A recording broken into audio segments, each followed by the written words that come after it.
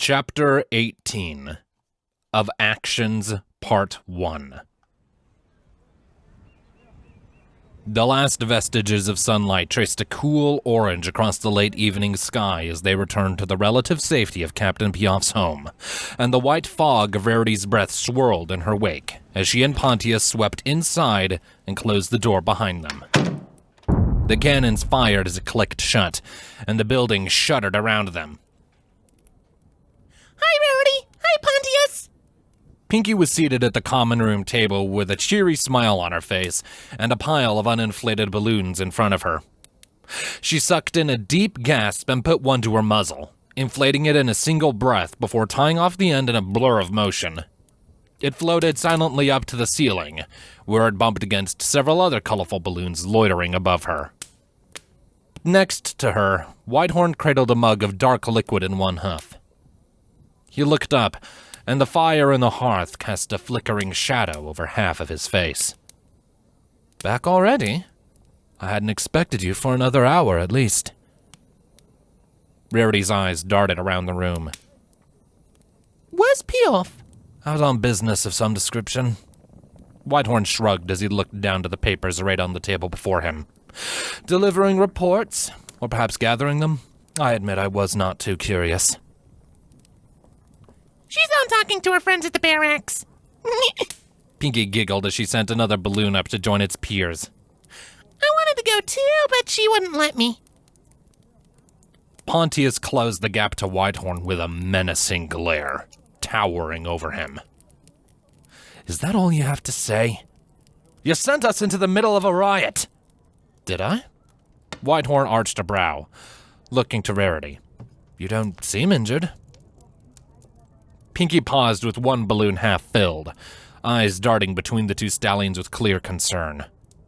She pinched the end shut as she pulled it from her mouth. Wait, did I miss something? What's wrong? Pontius ignored her, swinging out a hoof to smack Whitehorn's mug to the side. The clay shattered as it struck the back of the hearth, the fire flaring up with an angry hiss. Quit your game, snake! You know full well what you done and you gave us no warning! Whitehorn frowned at his now empty hoof. Pontius, anger isn't going to get you anywhere. Why don't you sit and we can discuss this matter properly? Properly? Pontius's jaw muscles bulged out as he grit his teeth, his brow furrowing into a hard V. Rarity stepped forwards, laying a calming hoof on his shoulder. Pontius, darling, please calm down. I'm sure he didn't mean any harm, and we made it out in one piece. Those soldiers were pointing rifles at you. Pontius rounded on her in disbelief. You slipped out of a dungeon cell by the last hairs of your tail, and it's his fault! What? Pinky's shrill voice made everyone in the room flinch. She turned on Whitehorn with an uncharacteristic glare. What did you do? We should give him a chance to explain himself. Rarity shot Whitehorn a stern look. I'm sure he had a good cause for all of this mess. Whitehorn smiled. Your trust is always appreciated, Countess. Now, perhaps... Rarity cut him off with a sharp wave of her hoof before sitting opposite him. You could explain what exactly you did, and what you intended to accomplish with it? She let her words hang in the air, as Pontius reluctantly sat down on her left. To her right, Pinky turned the mouth of her balloon on Whitehorn and loosened her grip, blasting him with a stream of warm air. And then we will tell you the result of your actions. There. Pinky, please. Whitehorn grimaced as he held his papers down, keeping them from blowing away before turning back to Rarity. You recall our first meeting with Mr. Marks, I presume? It was somewhat odd to me that he seemed to care so little for fulfilling what was, ostensibly, the very purpose of his office. So I tapped some contacts to see what they could find. Contacts? Rarity asked. What kind of contacts do you have that could get their hooves on private correspondence? A small smile pulled at the corner of his lips. I'm a journalist, Countess, and investigative journalists have been known to expose affairs such as these before. I don't know the details of their methods. Ponies in this field tend towards a wide variety of skills, after all, but the results were more than satisfactory. He slid the papers across the table. It was a simple matter to ensure the news was delivered to the right ponies, and the rest handled itself. Rarity skimmed the papers quickly, picking out the same lines she had read in the broadsheets at the guild meeting. These are the original copies! You paid someone to steal these letters from the guildmaster. And then I sold copies to a few printers around town. Yes. Whitehorn nodded. I'm not sure if I'm comfortable with this, Rarity said. She pushed the papers away as if they might contaminate her. It's dishonest, and ponies could have died. Whitehorn shook his head in bemusement. Is it dishonest to steal secrets from a liar? I was merely giving ponies the truth, Countess. Just as you give them the truth of the world we've lost. Rarity grimaced. She had been living the lie of her noble blood for long enough now that it had begun to feel sincere. What would Whitehorn do, she wondered, if he somehow learned that she had been nothing more than a small-town seamstress living in the shadow of Kennerlot? Would she wake up one day to find her secrets exposed in the hooves of every pony around her, and her name on their lips as they called for retribution? Now I believe I've explained my part, Whitehorn continued. I'm quite curious to hear the results. The commoners were out for blood, Pontius said, still eyeing Whitehorn with open contempt. The guildmaster refused to step down, and it seems they can't vote him out while the siege is ongoing. The soldiers were about ready to fire on the crowd, with us in it, mind you. And they didn't? Whitehorn looked to Rarity expectantly. I talked them out of it, Rarity offered with an uneasy smile. Oh goodness, I was afraid one wrong word would bring the whole room down on my head. But I believe we averted the worst of it. Aye, except for the guildmaster ordering your arrest. Pontius shot a glare towards Whitehorn. It's lucky our escorts didn't hear the order, or I fear we'd never made it back. I see. Whitehorn nodded, his face grim. My condolences, Countess. And the guild? The commoners are on strike, Rarity said. And will do so until Mr. Marks is removed, I expect. Which is precisely what the guilds wish to avoid. Whitehorn leaned back with a satisfied grin. You see, Countess, this is how you apply pressure from the bottom. The city cannot face a strike and a siege at the same time. Rhea will have to bring one threat to an end, or she risks being destroyed between both. Rarity looked up, her mouth hanging open in realization.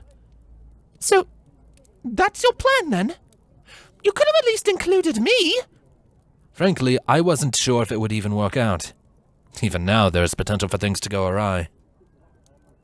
Whitehorn looked away as the rumble of the cannon shook some dust loose from the ceiling.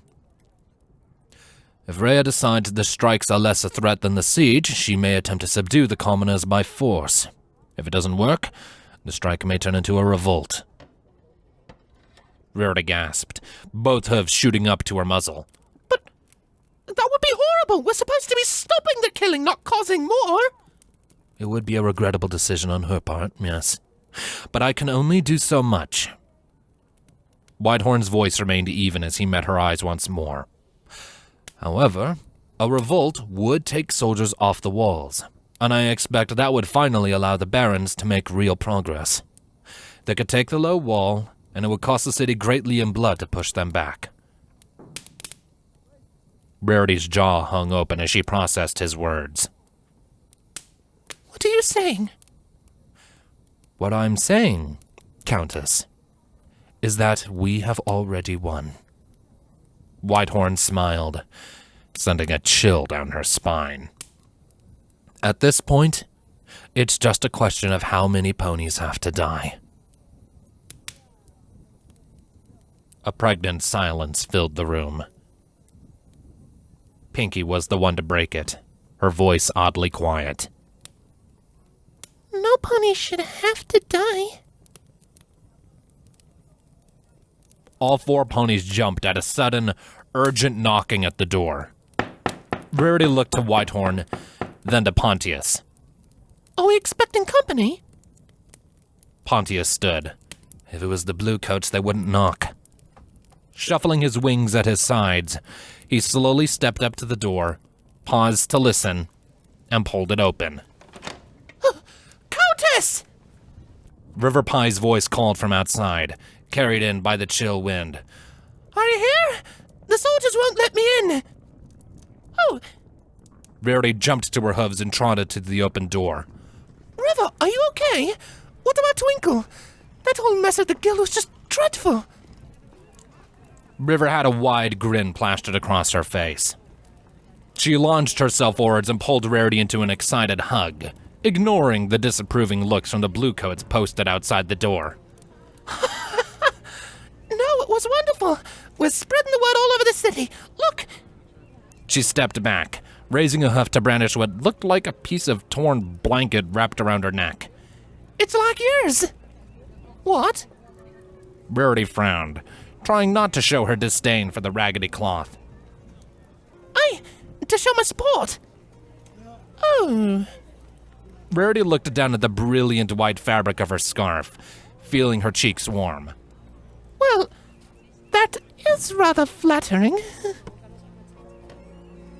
There was a sudden clicking of hooves as the 2 bluecoats standing on either side of the door snapped to attention, followed by the growing clatter of a wagon. Rarity looked up to see Captain Piaf approaching with 4 stony-faced soldiers behind her, 2 of which were hitched to a hard-edged cube of dark metal. Cappy! Pinky poked her head past Rarity's shoulder with a toothy smile. How'd it go with the bears? As well as it could go, Pinky. And you've certainly had an exciting day, haven't you, Countess?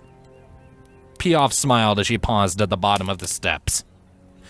She beckoned at River Pie with a huff. Come down from there, would you, dear heart? Huh? River blinked, looking open-mouthed from Piaf to Rarity to the wagon. What's going on? Piaf let out an exasperated sigh. She nodded to one of the soldiers by the door, and he reached up and bodily yanked River down from the stairs, sending her tumbling down into the thin layer of snow on the street with a yelp. Rarity gasped. Captain Piaf! That is no way to treat my guest! Apologies, Countess, but I'm on a schedule. Piaf cleared her throat. Behind her, one of the soldiers swung open a barred door on the back of the wagon, revealing the dark, windowless interior. Countess Rarity, at the order of Guildmaster Marks, you are hereby placed under arrest. What? Rarity took a step back, her eyes shooting wide open. On what charges? Subversion of the state during a state of emergency. Your fate shall be decided at a trial held tomorrow afternoon. Piaf arched a brow.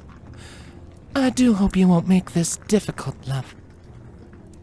Pinky's smile had turned to a confused frown. You're not being very nice, Cappy. Sorry, Pinky. It's work.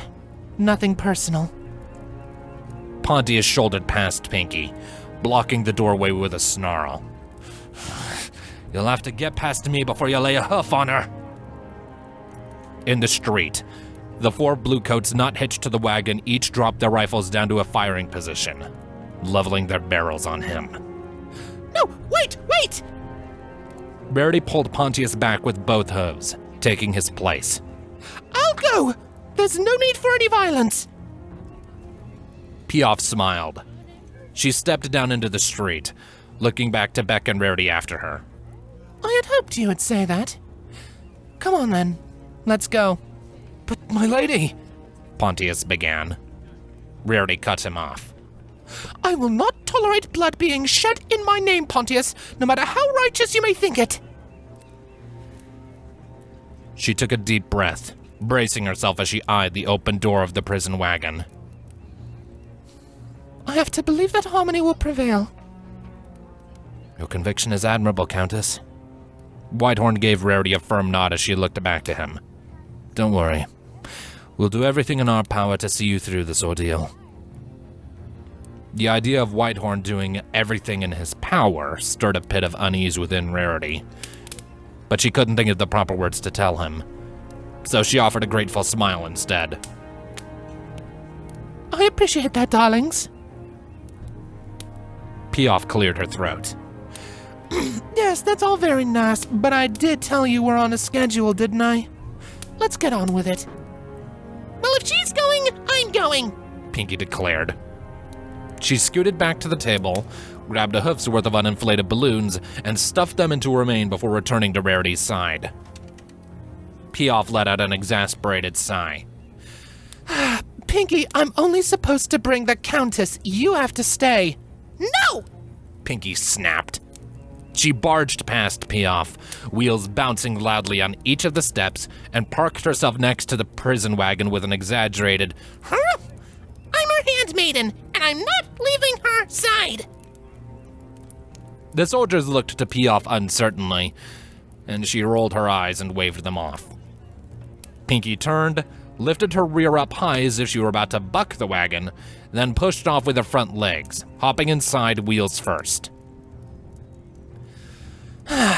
As for the rest of you... Piaf shot a meaningful look to Pontius and Whitehorn, each of which were looking over Rarity's shoulders. Don't get any ideas. You'll be allowed at the trial, but until then, you're not to set a hoof outside this house. With one last look back, Rarity followed Piaf to the back of the wagon. Piaf gestured up to the open door with a hoof, and with a resigned nod, Rarity climbed inside. The door swung shut with a harsh squeal and a bang that rang in her ears. Rarity's world was reduced to the 3 narrow slits between the bars of the window, everything else cut off by cold steel. Someone banged a hoof against the wagon, and Rarity whimpered as it lurched into motion. She watched through the bars as the soldiers left at Piaf's home ushered her friends back inside, leaving only River Pie to watch wide-eyed from where she still lay in the street. The sounds of the wheels and the hooves of her captors were so loud that she could barely hear her own thoughts. Pinky leaned herself against Rarity's side, lending the comfort of her warmth. Don't worry, Rare Bear, she said. Piaf's a good pony. She won't let anything bad happen to us. Rarity sighed, leaning back into her friend. I hope so, darling. But I don't think Piaf will be the one who decides our fate. The wagon turned a corner, and they were alone.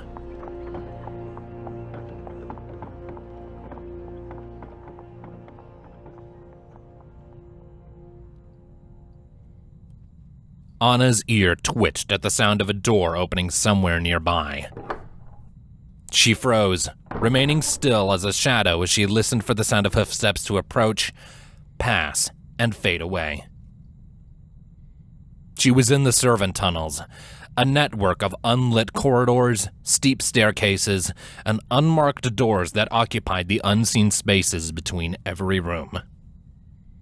The keep was not designed for leisure. Netocus's manse outside the valley, long overrun by her foes, was where she lived in peacetime, and so the halls were sparse and narrow, wide enough only for one pony and a platter of food or cart of tools to navigate. They were also entirely absent from the first and second floors, which Anna had found to be dedicated to the housing of troops. The third floor had some storage, fine foodstuffs, old art pieces, silken bedsheets, and other such items necessary for the appeasement of the nobility, but not the maintenance of the troops, as well as servant quarters, a kitchen, map rooms, and hidden stairs leading up to where she was now, on the 4th floor.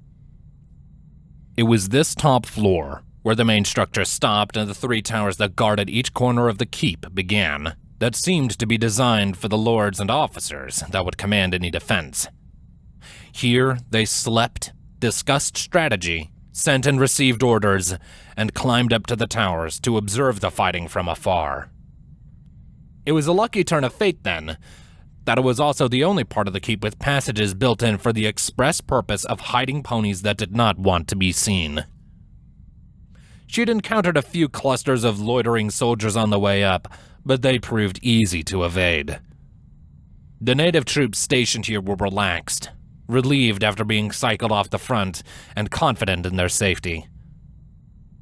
Oddly, it was the servants that troubled her the most. They were always buzzing around, sticking cleaning implements into all the dark corners and empty rooms that Anna favored. Even in times of war, it seemed, Gentillesse demanded a certain dedication from her staff. So she went, creeping from hidden door to hidden door, searching for her quarry. The muffled sound of conversation leaked past a door on her right side, and she paused to push her ear up to the smooth wood. The lines'll hold, Marshal. Titus's troops have heart, but no amount of heart'll overcome a trench line with Friesland rifles. Anna narrowed her eyes. She'd recognize that smug, dry rasp anywhere. Gentillesse. Another voice spoke back, a stallion, old and rough, but without the frailty that often came with age. Not in a single battle, Duchess, nay. But we take more casualties every day, and the farms are already near empty as it is. We can't sustain this much longer. What need do we have of farms, Marshal? Our granaries are full to the eaves. Call every mare and stallion in the valley if we must, but that cocky bastard soldiers will not step one hoof past the ridges. Duchess, may I remind you of the bombing in Friesland? This mare's voice was young and refined, lacking the loose drawl of the Baronlander accent. An advisor from Friesland, perhaps, or a blue-coat officer. Our stocks are nearly empty, and we cannot afford to feed the city on imports alone. We need those farms. And I need these bodies. The Duchess suddenly collapsed into a sudden fit of wet coughing, causing Anna to cringe in disgust. You cannot afford to replace your food, then you must pay to replace my troops. I don't care if it's mercenaries or more Frieslanders, but Castle Utica mustn't fall. There was a pause as the Duchess took a deep, rattling breath. Fetch the scribe. I shall pen a missive to dear Rhea. Anna's eyes widened. A scribe was exactly what she needed right now. She heard the sound of a door opening and iron-shod hooves marching on stone. Pulling her ear back, Anna skulked through the servant passages, pausing every few seconds to listen for the distinctive hoofsteps. They led her down to the third floor, to the servant quarters squeezed together like carrots in a farmer's field. Finding an exit, Anna slipped out into the hall and immediately took to the shadows in the ceiling. She found herself in a narrow corridor lined by doors on both sides, the quiet sounds of slumber coming from nearly every one. A soldier reared before one of the nearby doors, one hoof holding a torch while the other pounded against the thin metal. "Wake up!" he barked. "The Duchess has need of you!" After several seconds, the door swung open. A bleary-eyed mare squinted up at him. "The Duchess has need of you," the soldier repeated. "You're to report at once." "At this hour?" the mare asked. "Could you not allow a scribe to rest till morning?" The soldier rolled his eyes. "Just grab your things and let's go, eh? Both of us are trying to grab some sleep." With a smirk and a nod, the scribe stepped back into her room. She returned soon after, a green sash and tunic wrapped around her chest, and a small trunk balanced on her back, and followed the soldier up the hall, around a corner, and out of Anna's sight. Anna didn't follow. Instead, she dropped from the ceiling and angled her wings, sweeping through the still open door to the scribe's room like a silent breeze. The furnishings inside were sparse. A plain bed, a writing desk, and a small bookshelf only half filled with scrolls and loose sheets, and she wasted no time in shutting the door behind her. She made for the desk first, squinting down at the single sheet lying on the surface. A small candle flickered on one corner of the desk, and she picked it up in a wing, holding it close as she read. You can bugger the bear if you do it with care, in the winter when he is asleep in his lair, though I would not advise it in spring or in fall, but the hedgehog can never be buggered at all. She arched a brow. A local tavern song, maybe? Shaking her head, she turned to the bookshelf, rifling through the disorganized contents at a quick pace. Old love letters, copies of the alphabet, and what looked like attempts at writing some kind of news article.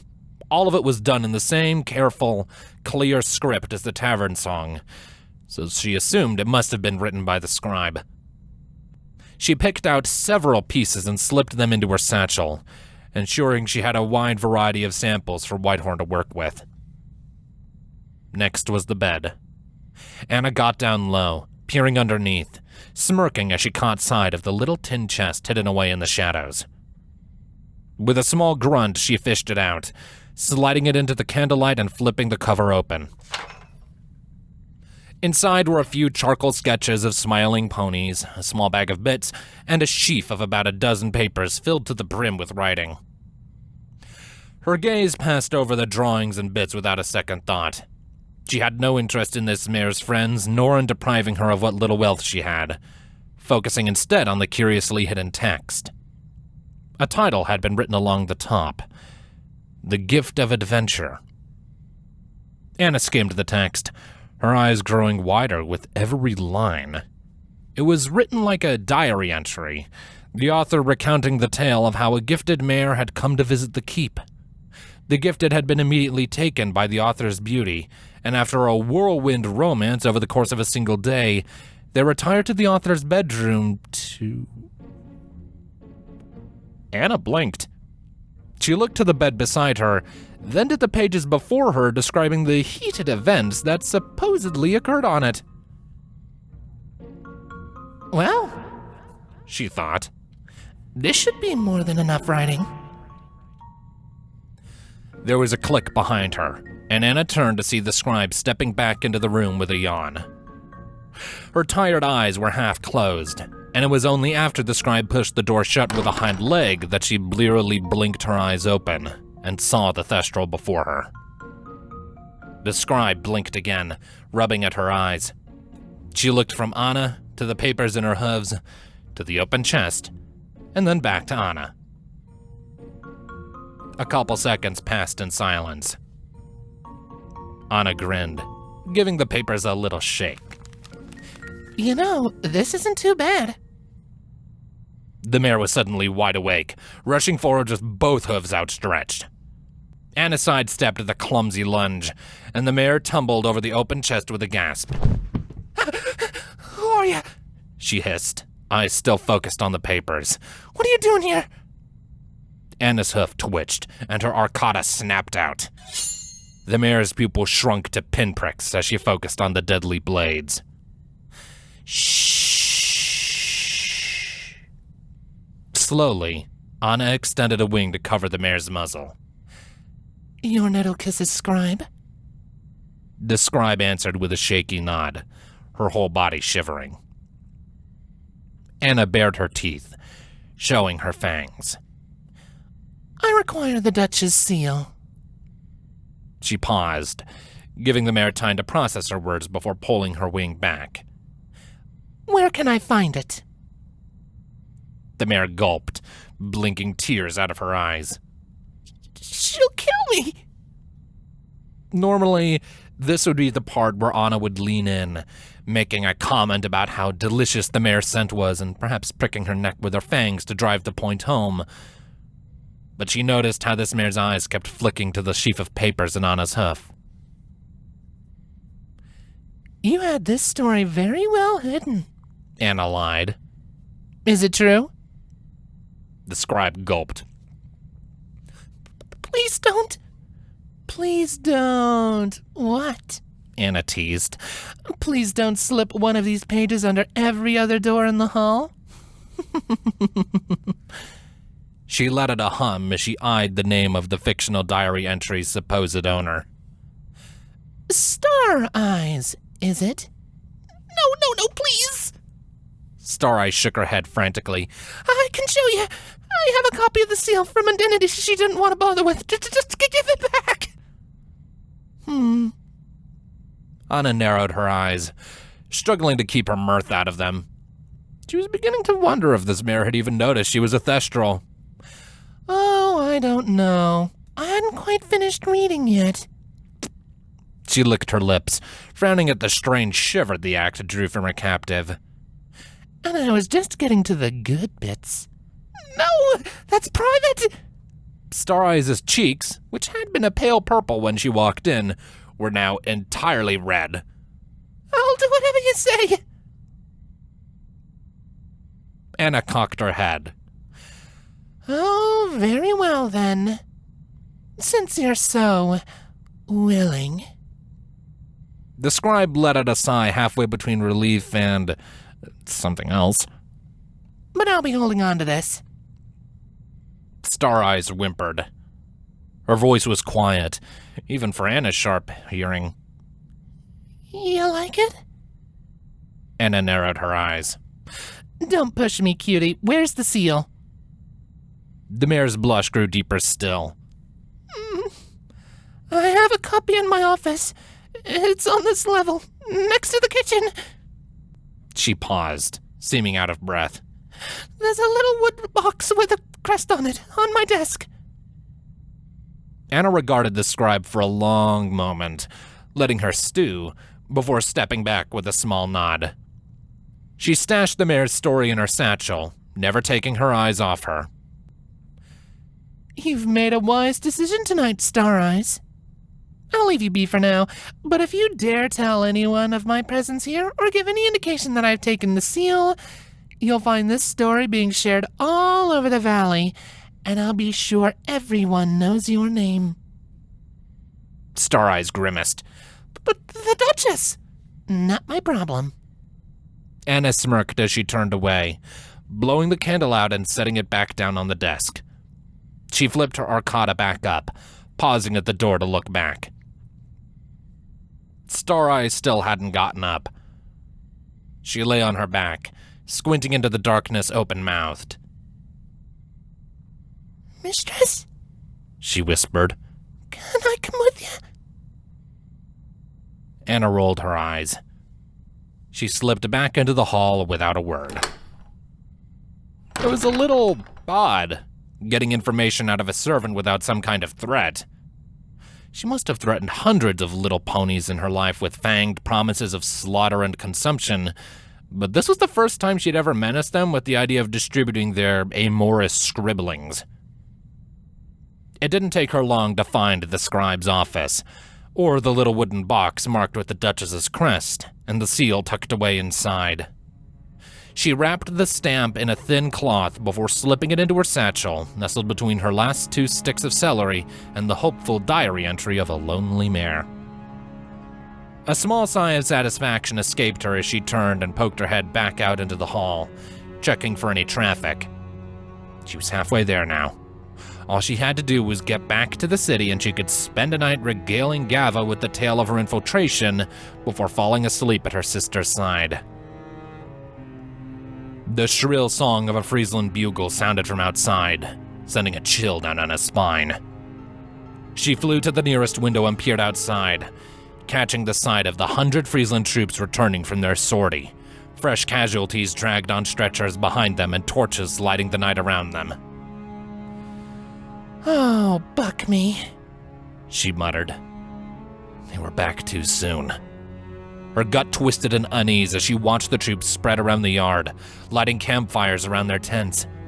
She'd never get past their pickets on hoof, and between the starry night sky and the light of their torches, she'd be silhouetted from every direction if she tried to fly over. Her ear twitched at the sound of hooves climbing the nearest stairwell, and she just managed to fly up to the ceiling as a colt bounded past, galloping towards the servant quarters with his scratchy voice raised. The Blues are back, he called, voice breaking as he turned a corner. His voice bounced off the stone, echoing in Anna's ears. "The Blues are back! Up, meal in 30 minutes and Mendel's in the camp!" At almost the same time, Star Eyes' shaky voice rang through the halls. "Intruder in the keep! Intruder! Guards! Guards!"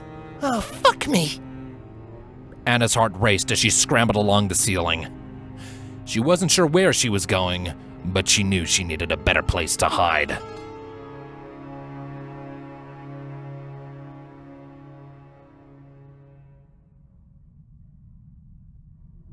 We are hungry. Twilight pursed her lips. We are always hungry. Not when we are fed. Midnight stalked around the edges of their cell, glaring at the door. They took our food. They're just scared. Give them time. Midnight snorted. We can teleport back to the pool and eat and be back before they noticed. Twilight sighed. Is food all you ever think about? It is when we are hungry. You know what you need? Twilight smirked as Midnight turned its scowl on her. You need a hobby.